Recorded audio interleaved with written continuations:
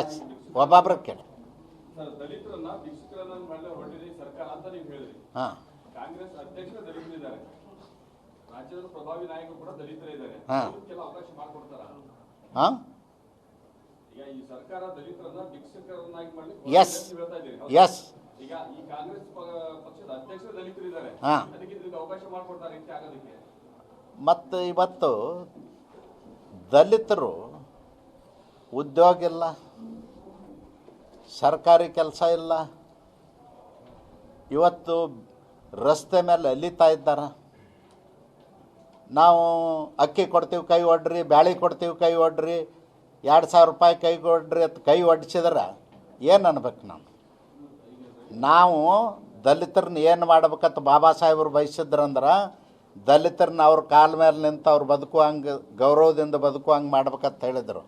ಅದಕ್ಕೆ 60 ವರ್ಷ ಆಡಳಿತ ಮಾಡಿದಂಥ ಕಾಂಗ್ರೆಸ್ ಅವಕಾಶನೇ ಮಾಡಿಕೊಡ್ಲಿಲ್ಲ. ಯಾಕೆ ಮಾಡಿಕೊಡ್ಲಿಲ್ಲ ಅದನ್ನು ಆರೋಪ ಮಾಡ್ತೀನಿ. ಅವ್ರ ಮೇಲೆ ಬಂದ್ರಂದ್ರೆ, ಅವರು ವಿದ್ಯಾವಂತರಾದ್ರಂದ್ರೆ, ಅವರು ಬುದ್ಧಿವಂತರಾದ್ರಂದ್ರೆ ಕಾಂಗ್ರೆಸ್ ವೋಟ್ ಬ್ಯಾಂಕ್ ಇರೋದಿಲ್ಲ ಅನ್ನೋ ಕಾರಣಕ್ಕಾಗಿ ಅವ್ರನ್ನ ಅಲ್ಲೇ ಇಡ್ಬೇಕಂತಾರೆ. ಸ್ಕ್ಯಾವೆಂಜರ್ ಮಗ, ಸ್ಕ್ಯಾವೆಂಜರ್ ಅಂದ್ರೆ ಪಾಯ್ಕಾನಿ ತೊಳೆಯುವ ಉತ್ತರ ಕರ್ನಾಟಕ ಭಾಷೆ ಒಳಗೆ ಅವ ಅಲ್ಲೇ ಇರಬೇಕು. ರಸ್ತೆ ಕಸ ಗುಡ್ಸೋನ ಮಗ ಅವ ಅಲ್ಲೇ ಇರಬೇಕು.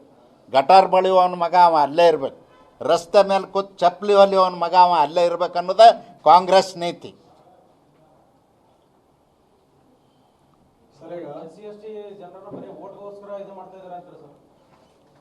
ಯಾರು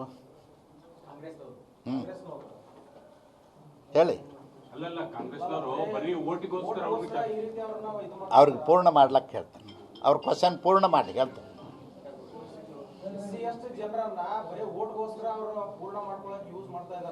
ಹೌದು, ಯಾಕಂದ್ರೆ ಡಾಕ್ಟರ್ ಬಾಬಾ ಸಾಹೇಬ್ ಅಂಬೇಡ್ಕರ್ರು ಸಂವಿಧಾನ ಬರೆದಂಥ ಸಂದರ್ಭದಲ್ಲಿ 10 ವರ್ಷದಲ್ಲಿ ದೇಶದಲ್ಲಿ ದಲಿತರು ವಿದ್ಯಾವಂತರಾಗಬೇಕು, ಹುಟ್ಟತಕ್ಕಂಥ ಪ್ರತಿಯೊಂದು ಮಕ್ಕಳು ವಿದ್ಯಾವಂತರಾಗಬೇಕು, ಅವ್ರಿಗೆ ಸಂವಿಧಾನದಲ್ಲಿ ಅವಕಾಶ ಮಾಡಿಕೊಟ್ಟು ಅವ್ರನ್ನ ಉದ್ಯೋಗಸ್ಥರನ್ನಾಗಿ ಮಾಡಬೇಕು, ಸರ್ಕಾರಿ ಅಧಿಕಾರಿಗಳನ್ನಾಗಿ ಮಾಡಬೇಕು, ಸ್ವತಂತ್ರ ಉದ್ಯೋಗ ಮಾಡ್ತಕ್ಕಂಥದ್ದು ಸರ್ಕಾರ ಅವಕಾಶ ಮಾಡಿಕೊಡ್ಬೇಕು, ಬಂಡವಾಳ ಹಾಕಬೇಕು ಅಂತ ಹೇಳಿದರು.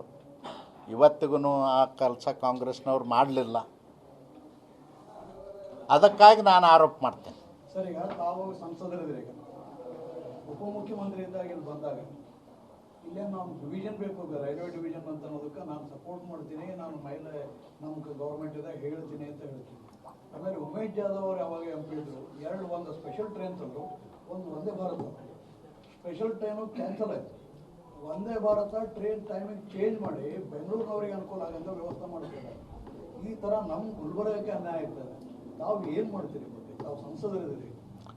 ಖಂಡಿತವಾಗಿಯೂ ಅದರ ಬಗ್ಗೆ ಗಮನ ಹರಿಸೋಣ. ನಾನು ಜಾಧವ್ ಅವ್ರ ಜೋಡಿ ಮಾತಾಡಿ ಡೀಟೇಲ್ಸ್ ತೊಗೊಳ್ತೇನೆ, ತೊಗೊಂಡು ಗಮನ ಹರಿಸೋಣ.